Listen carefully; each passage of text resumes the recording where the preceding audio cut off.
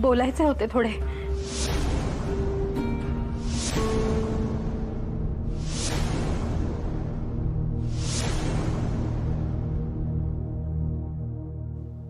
आता सुभद्रा आजीजवळ गोदा काकू गेल्या की काय होणार आहे देवच जाणे. देवी आई मला क्षमा कर, पण तिथे मोठीच मौज येणार आहे आणि नंतर दोघी माझी मौज करतील.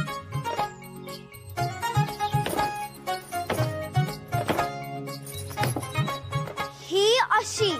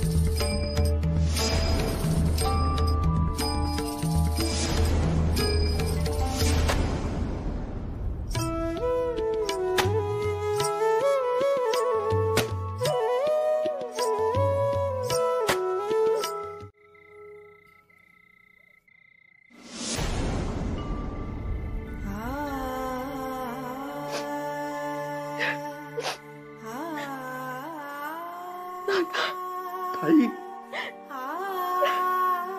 ताई खूप वाट पाहिली ग तुझी. अण्णा गेले तेव्हाही, आई गेली तेव्हाही डोळ्यात प्राण आणून वाट पाहत होती ग तुझी.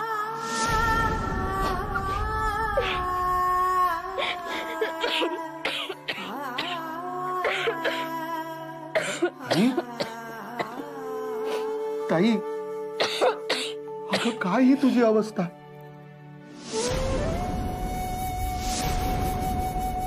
तू आजारी आहेस का ताई? तुझ्याशिवाय माझं आता कोणीच नाही ग, कोणीच नाही.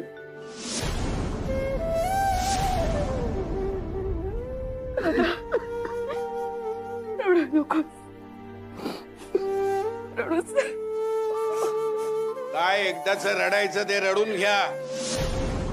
प्रवासाचा क्षीण आहे, मी स्नान करून घेतो.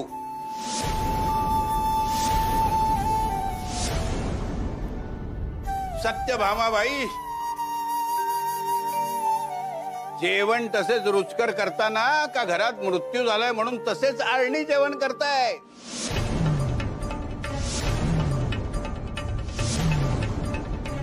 हा दिगंबर बाल ब्रह्मचारी, याला बदामाचे दूध आणि केळे सोडून काही चालत नाही. माझे तसे नाही हो, मला पंचपक्वान्य हवे.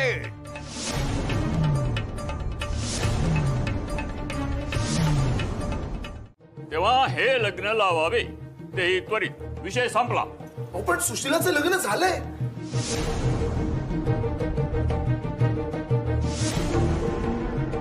अशा लग्नाला काय अर्थ आहे भाऊजी? तिच्या नवऱ्याने नांदवलंही नाही तीस, उलट सोडले आणि दुसरे लग्न केले. मग काय आता सुशिलेचे दुसरं लग्न लावायचे की काय? अहो काय रीतभात आहे की नाही? बायकांना ही पद्धत लागू होत नाही. नाही तर काय असं कुठे होतं का? हे म्हणजे नवमतवाद्यांच्याही वर्तन आहे. अशा वाटण्या का करता? आपल्याला जे योग्य वाटेल तेच आपण करावे. मला हे लग्न मान्य आहे.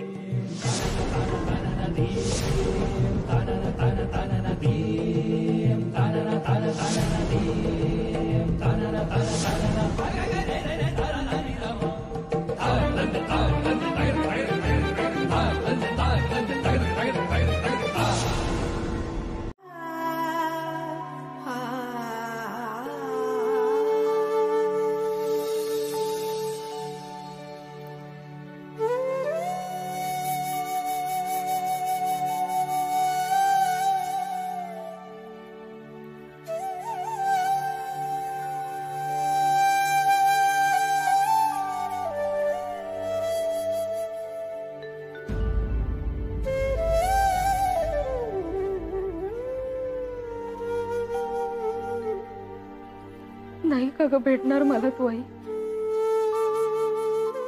एकदा अगदी क्षणभर पण भेट न ग. दुसरं काहीच नकोय मला या आयुष्यात. काहीच नाही.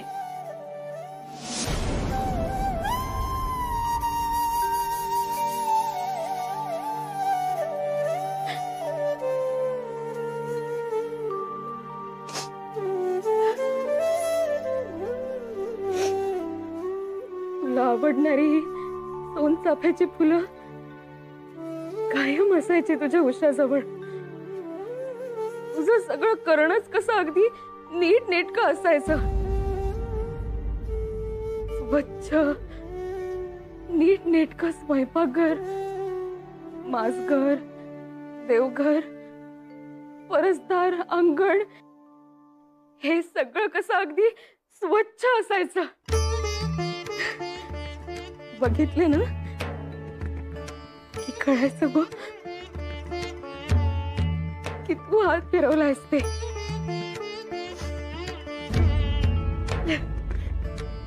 मला आठवतंय ना कायम गुणगुणत असायची. कधी भूपाळी, कधी स्तोत्र, कधी अंगाई. कठोर शब्द कधी आलेच नाही गो तुझ्या तोंडून.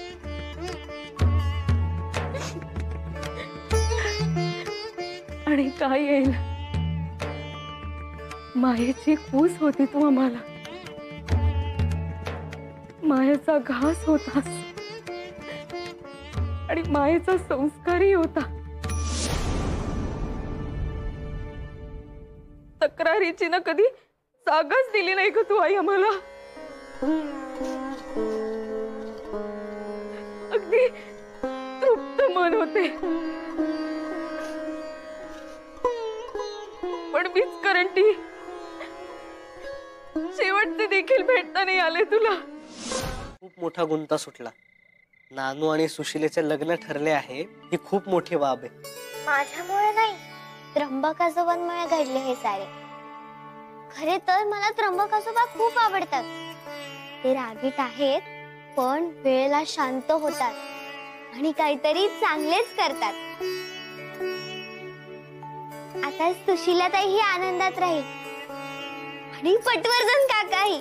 होय, पण मला खरं तर ही गोष्ट त्र्यंबकाजोबांसमोर जाऊन सांगायची खूप भीती वाटत होती. पण आईला मात्र खात्री होती की तेच यातनं मार्ग काढू शकतील.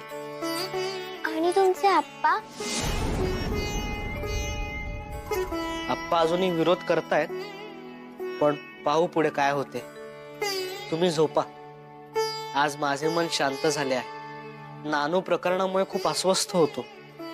बरे, जातो मी आता. झोपा तुम्ही. हो.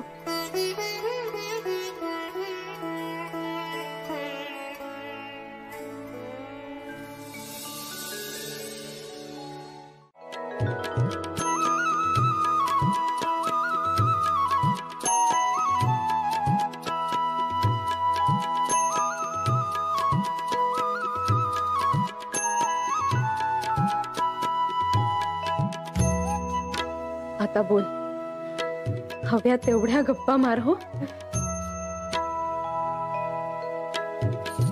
आई, आणखी काय काय दिसते ग तुला आकाशात? आणखीन मला माझी मोठी झालेली बयो दिसते. जास्वंदाची कळी उमलून टपोरे फूल होते ना, अगदी तशी. साजिरी गोजिरी संसारात रमलेली, जीवतीप्रमाणे आपल्या मुलांना जवळ घेऊन बसलेली माझी बयो. बयो नव्हे, यशोदा.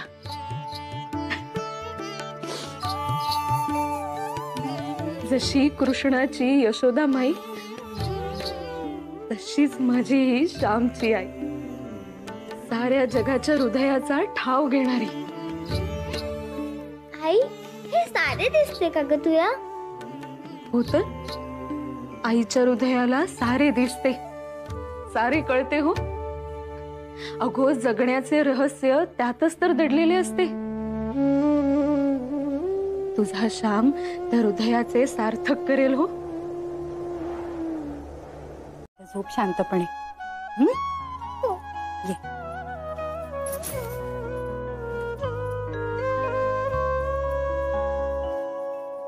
श्याम शब्द भासे रिता तिच्या वाचुनी, आई शब्द जोडताच अर्थ ये मनी.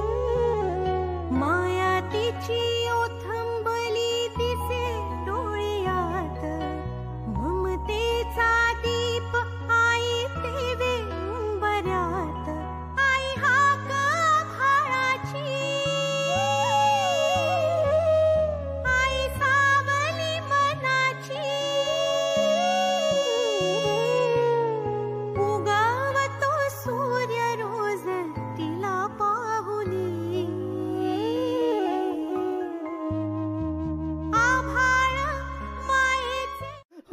माझ्याकडे बघ ना, अगं डोळे उघड ना ग, बघ ना माझ्याकडे. राधा, राधा बघ ना ग माझ्याकडे. सोडा मला, सोडा मला. राधे, राधा बघ ना ग.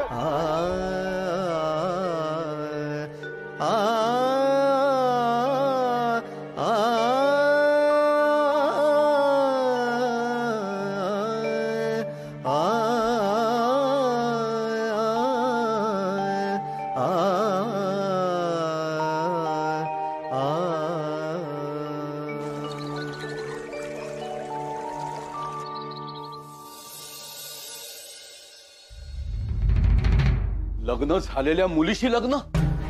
ओ, हा कसला भ्रष्टाचार? हे नानू चुकला असेल तर त्याला हाकलून द्या घरातून. अहो, लोक शेड घालतील तोंडात. हो, असे काय करताय? त्या बिचाऱ्या सुशीलेचा पण विचार करा. तिचा विचार पटवर्धन बुवांनी करायचा. त्यांनी ठेवायला हवं होतं तिला चापकात. आपण ठेवले का नानूस तापकात? मला उलट उत्तर देऊ नकोसा. मी उलट उत्तर नाही देते. तुम्हाला सत्य काय आहे त्याची जाणीव करून देण्याचा प्रयत्न करते.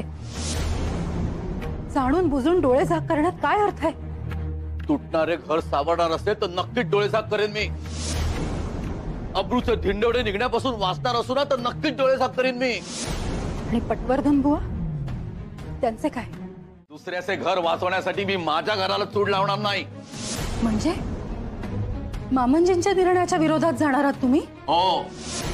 त्र्यंबक काका जर हट्टालाच पेटणार असतील ना तर सांगून ठेवतो, मला चालणार नाही. नानू माझा मुलगा आहे.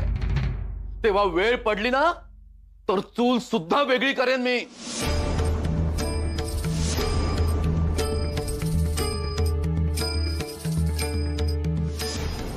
बोला की झडझडून. काय चाललंय मामांजींचे? आधीच लग्न झालेल्या सुशीलेशी नानूचे लग्न. हो, गावात तोंड दाखवायला जागा राहणार नाही. तुमच्या मताला काही किंमत आहे की नाही? अगं बोललो की मी, विरोध मांडला खणखणीतपणे, पण काका ऐकतात का कुणाचं? पण खरोखरच त्यांनी असे काही केले तर काय करायचं आपण? बघू काय, दादाचा सुद्धा विरोधच आहे या गोष्टीला. आता प्रत्यक्ष नानूच्या बापाचाच विरोध आहे म्हटल्यावर बघू काय करतात आता काका. तुम्ही फक्त बघतच राहा. कर्तृत्वाच्या नावाने बोंब आहे सगळी. अगो मग आता काय डोके फोडू का काकांच्या पायावर? मी डोके फोडायला नाही, चालवायला सांगतीये. बर, डोके चालवायचे म्हणजे नक्की काय करायचे? नाही नाही, तुम्ही काही करूच नका. आणि मामांजींना जे करायचं ना ते त्यांना करू दे. उद्या गावात नाचक्की झाली तर घरातले बाहेर पडायचे बंद होईल आपले. नाही, तू उगाच काळजी करतेस बघ. असं काही होणार नाही. पण नाही कसे, एवढा मोठा धाडसी निर्णय घेतायत मामांजी. गाव गप्प बसणार आहे का? गावाने आपल्याला वाईट टाकले म्हणजे? अरे देवा देवा देवा देवा देवा देवा, अगं हा विचारच नव्हता केला मी. अगं सखू,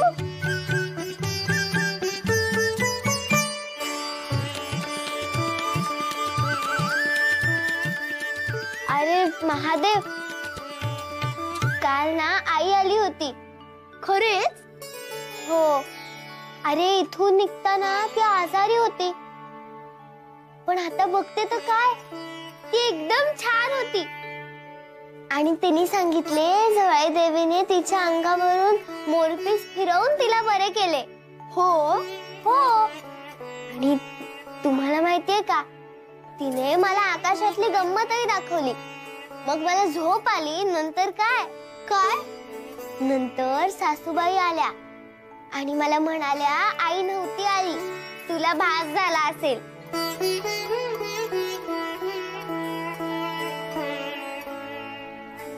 पण बाई, खरंच आई कधी येणार आहे? मला करमत नाहीये. काय मग, झोप आली की नाही आमच्या डमुलीला सान्यांकडे? हो, पण आधी आजोबांनी सांगितलंय सुशीला ताईचे आणि नानू दादाचे लग्न होणार आहे. काय? बरं ते जाऊ दे. तू काय गोड केलेस का आजी? नाही ग, आज मला आवडतो तसा झणझणीत स्वयंपाक केलाय आणि जनार्दन मामाला गोड म्हणून लाडू दिलाय. तुला हवाय का? नको, मला सोयीच्या वड्या हव्यात. आई करते तशा. काय ग सखू, कुणाला हो देतेस? हाक तर नाही मारली तुला कोणी? नाही का, आईने हाक नाही मारली मला. अगं ती तिच्या माहेरी गेलीये की नाही, म्हणजे तुझ्या मामाच्या गावाला गेलीये.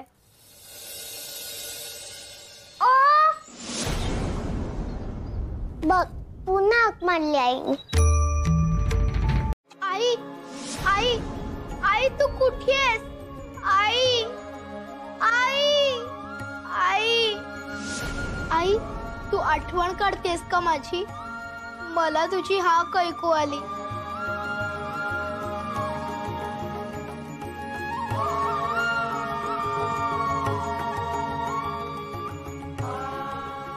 गणपती बाप्पा, माझ्या आईला सांग की मलाही तिची खूप आठवण येते आणि तिला लवकर बरं कर.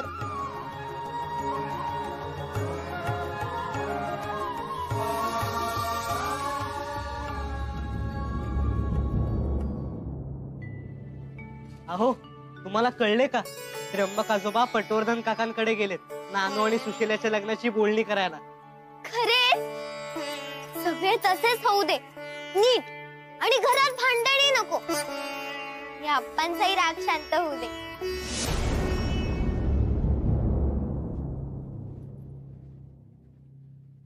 काय झाले? काय पाहतोयस गणपत? मला आईची हाक ऐकू आली.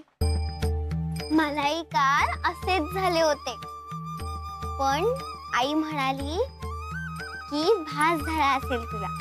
नाही नाही, मला आता खरंच हाक ऐकू आली. ही बघ, ऐकू येते स्पष्ट. अरे गणपत, आई आई आई, कुठेस तू? आई. अरे गणपत, आई नाही हाक मारत आहे तुला. असे कसे होईल?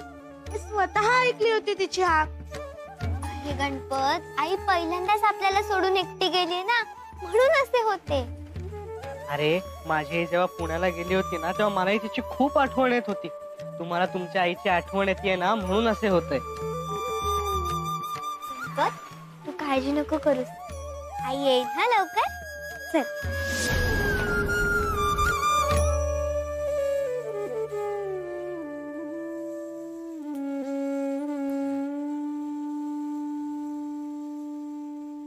मी तुम्हाला म्हटले होते की आईच्या तळपायांना तेल लावा, तेव्हा तुम्ही रागावला होतात. असे का? तुम्हाला बरे नसताना आई कितीतरी वेळा तुमच्या पायांना तेल लावते, तुमची सेवा करते. मग आज तिला बरे नाहीये तर ही कामे पुरुषांची आणि ही कामे बायकांची, हे कोणी ठरवले? मी बयोचे वेळीच ऐकले असते आणि राधाला मायेने जवळ घेतले असते तर कदाचित माझी राधा आज मला सोडून गेली नसती. काय अपेक्षा होती राधाची?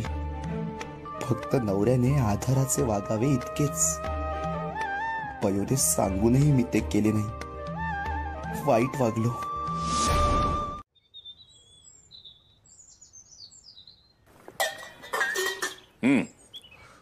तर बुवा, या परिस्थितीत सुशेलेचा आणि नानूचा विवाह करून देणे हाच सर्वोत्तम उपाय आहे. हा तुमचा मोठेपणा झाला, पण माझी विवाहित मुलगी आणि तुमचा प्रथमवर मुलगा नानू यांचा विवाह करणं म्हणजे गावात पचणार नाहीये. मोठा बबरा होईल. माझे काय, मी फाटकाय हो, पण तुम्हाच वाईट टाकतील. वा, खोत आहे मी या गावचा. हा, आता आजवर कधी दांडगाई केली नाही, पण वेळ आलीच तर करायला मागे पुढे पाहणार नाही. अहो, गावच्या सगळ्या व्यवहाराच्या नाड्या माझ्या हातात आहेत आणि सुदैवाने अरेला कारे म्हणणारा कोणी फुकट मस्तवाल आपल्या गावात नाही. अहो, साधी सरळ माणसे आहेत. कुजबूज करण्यापलीकडे त्यांची मजल जाणार नाही. तेव्हा हे लग्न करायचे. चला, येतो आम्ही. चला. हो, पण सुशीलेचा नवरा आला तर त्रास दे ना. तिला वाऱ्यावर सोडून दुसरे लग्न केले ना त्याने, हिम्मत होईल का त्याची? आणि त्यातूनही तो तोंड वाजवीत आलाच तर त्याच्या कमरेत लाथ घालायला मी समर्थ आहे. अहो, सुशीलेला मारझोड करायचा काय हक्क आहे त्याचा? या गावात पाऊल जरी ठेवले ना त्याने तर त्याचे पाय जागेवर राहणार नाहीत. तेव्हा तुम्ही त्याची चिंता सोडा आणि तयारीला लागा. हा विवाह पटकन आणि थोडक्यात उरकून घेऊया. मी आजन्म तुमच्या ऋणात राहीन. वा, हो, उपकाराची भाषा कसली करताय? अहो, चूक माझ्या नातवाची. त्यावर पांघरून घालून त्या सुशिलेला जन्मभर हाय खायला लावणार यातला मी नाही. आता आजवर अनेकदा कच खाल्ली मी. त्याची थोडी तरी भरपाई करू द्या. आपण मित्र होतो आणि मित्रच राहूया. तेव्हा उपकाराची भाषा नको. आम्हीही तुमच्याकडे डोकावणार नाही. यापुढे मी, सुलोचना, सदा आणि बाबू आमचा आम्ही बघून घेऊ. करू नका, ती पाया पडते तुमचं. नको. यापुढे घरातील वाण सामान आणि इतर खर्च आमचा आम्ही बघू. यापुढे आमचा आणि तुमचा संबंध संपला.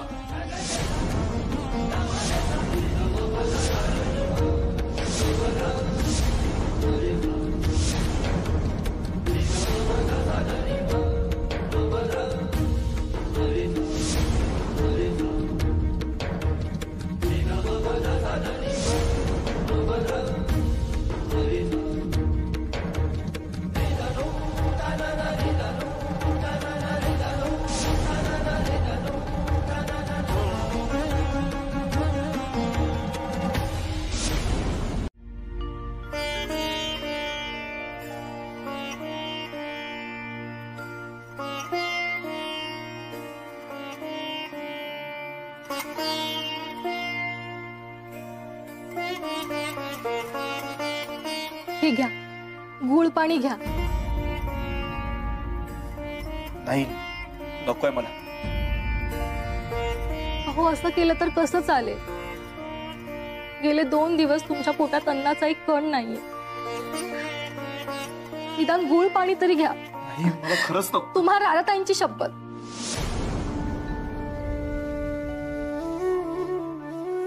घ्या.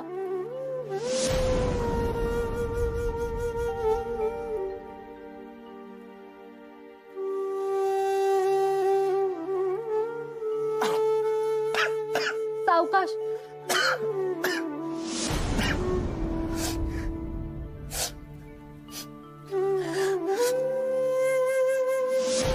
अहो अहो ऐकताय का?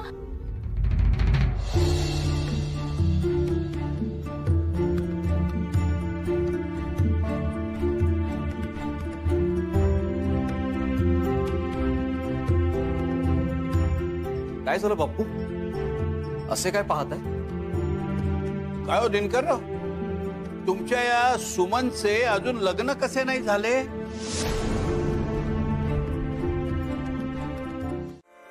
जे होईल त्याला सामोरे जाण्याची तयारी आहे हो माझी. नानूच्या वागण्याची झळ मी तुम्हा दोघांना नाही लागू द्यायची. तुम्ही आणि मामनजी मी फार मोठे धाडस केले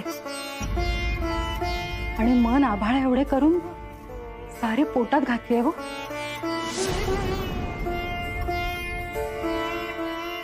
पण सांगू का, यांना कशाची किंमत नाहीये. सारखे काही बाई बोलताय. चूलच वेगळी मांडतो, घरच सोडून जातो. मेला तो नारायण.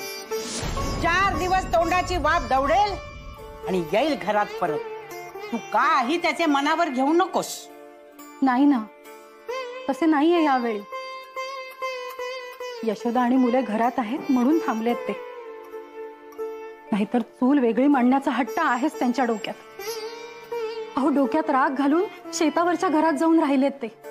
काल रात्रभर तिथे होते. मला वाटले सकाळी येतील परत, पण नाही आले. म्हणाले मुले त्यांच्या घरी जाईपर्यंत मी घरी यायचो नाही. आता काय करावे सांगा मला. आहे खरा पेच. त्याच्या डोक्यावरचे भूत चतुराईनं उतरवायला हवे. आपल्याला काय तो दाद द्यायचा नाही. तू यशोदेस सांग, ती बरी हुशार पोर आहे हो. काहीतरी युक्ती शोधेल खास. तेव्हा उद्यापासून तुमचा दिनक्रम आहे तसाच सुरू राहायला पाहिजे. न खचता, न घाबरता.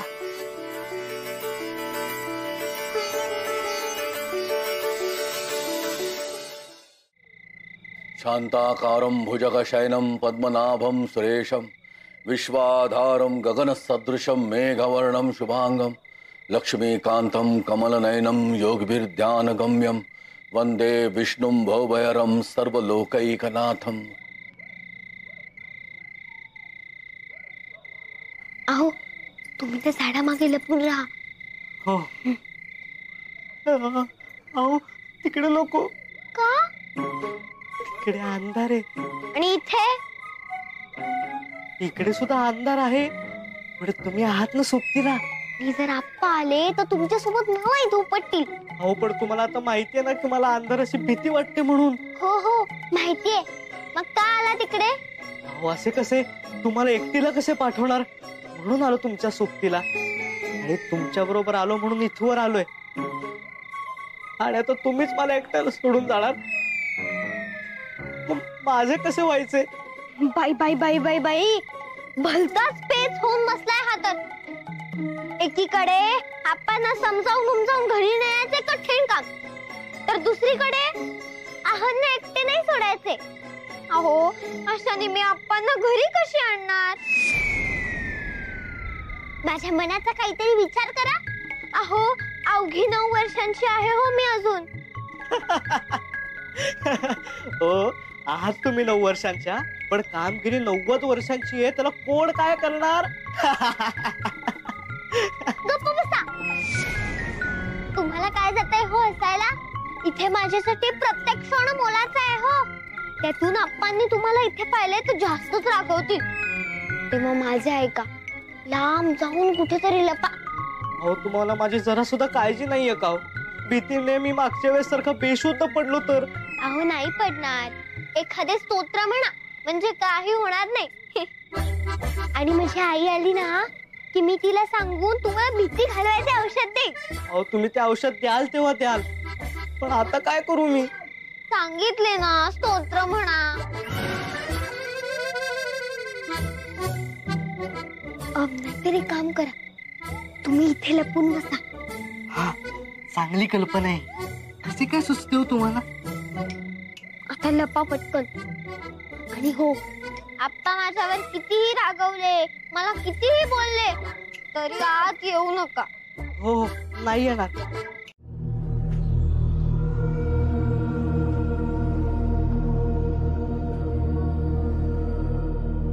काय गो, माझ्याशी कचा कचा भांडत होतीस, काकांना विरोध करा म्हणून, आणि एकदम आंबारी फिरली कशी तुझी? अगं काकांच्या बाजूने बोलायला लागलीस. नाही ते धर्म बिर्म कुठे गेला आता? तुम्हाला ना अजिबात दूरदृष्टी नाही. यात कसले आले दूरदृष्टी? मला सांगा, आधी काय होते? काय? नानूचे सुशिलेशी लग्न लावायचे इतकेच, बरोबर? हो. पण आता नानूचे दत्तक पत्र कायदेशीरित्या करून टाकले त्यांनी. हो, याचा अर्थ तरी कळतो का तुम्हाला? अहो इतके दिवस त्यांचे ते सारे पुतण्यांचे, म्हणजे तुम्ही आणि नारायण भाऊजी यांच्यात वाटले जायचे होते. पण आता झाला की नानू कायदेशीर मुलगा. आता हे सारे त्याच्या पदरात पडणार. आपण जर काकांना धरून राहिलो. पण मी काय म्हणतो गोते, हे बघा, नारायण भाऊजी आणि सुलोचना जर वेगळे राहणार असतील तर चांगलेच आहे. तसे मामंजी आणि सासूबाई असं किती दिवस राहणार आहेत? सुशिलेला आणि नानूला जर का आपण आत्ताच पाठिंबा दिला तर ते आपल्या उपकाराखाली राहतील आणि तसंही त्यांना धाकात ठेवू शकतील. मग सारे आपलेच होईल. याला म्हणतात दूरदृष्टी, समजले? माझ्यासारखी दूरदृष्टी ठेवा, नाहीतर आयुष्यभर हे असे कंदील पुसत बसाल. आहेस चला गायस खरी तू, माझ्या ध्यानातच नव्हतं आलं का हे?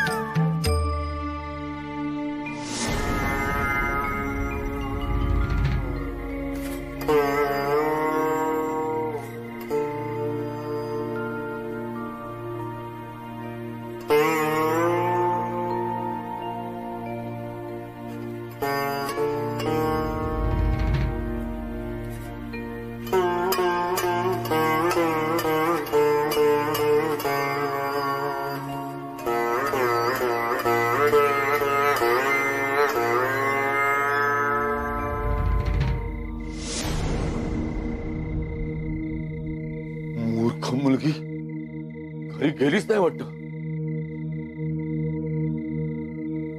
बरोबर पण कोण दिसत नाही. कमाल आहे बाबाईची.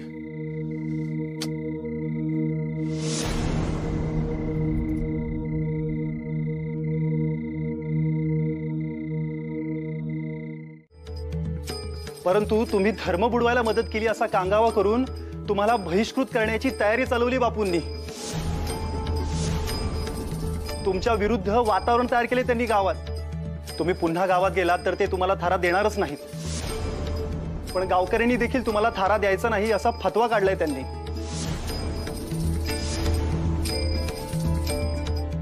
आणि म्हणूनच दामले काकूंचा मुलगा आज आला नाही आपल्याकडे.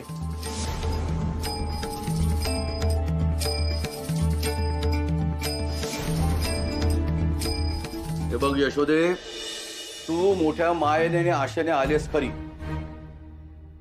पण मला येता येणार नाही. कारण नानूचा सुशीलेशी होणारा विवाह मला मान्य नाही. आपण आपल्या पद्धती, परंपरा, संस्कृती विसरून नाही चालणार.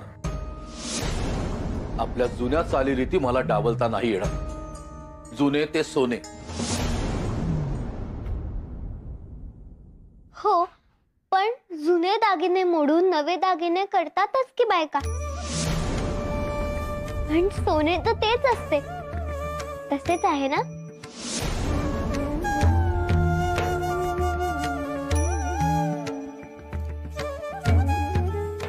आजी म्हणते जुन्या चालीरीती मोडून नव्या कराव्या. आपल्या मनातले आजीच्या नावावर खपवतेस काय ग अक्कल देवी? पण पटले ना तुम्हाला? मी खरे बोलतेय की खोटे? खरे. झाले तर मग. आणि मोठी माणसं सांगतात आपल्याला हे सगळे. शिवाय आपले मायाऊ पटवर्धन काका, आपली सुशीलाताई हे दुःखी व्हावे असे वाटते का तुम्हाला? नानू भाऊजी आणि सुशीलाताईचे भले होणार असेल. पटवर्धन काका आनंदी होणार असतील. त्र्यंबक आजोबा, कावेरी आजी समाधानी होणार असतील. तर काय हरकत आहे ही परंपरा मोडायला? माझ्या नानांनी माझ्या आईला, तिच्या आईला शेवटचे भेटायलाही जाऊ दिले नाही. त्या दुःखाने माझी आई आजारी पडली तर नानांनी तिची काळजीही घेतली नाही. तिच्या तळपायांना तेल सोडले नाही. कारण अशी रीत नाही असे नाना म्हणाले. पण आप्पा, आपल्या पत्नीची सेवा करणे, आपल्या मुलांचे म्हणणे ऐकून घेणे, आपल्या म्हाताऱ्या आई वडिलांचे ऐकणे, त्यांच्या इच्छेचा मान राखणे हे चुकीचे आहे का?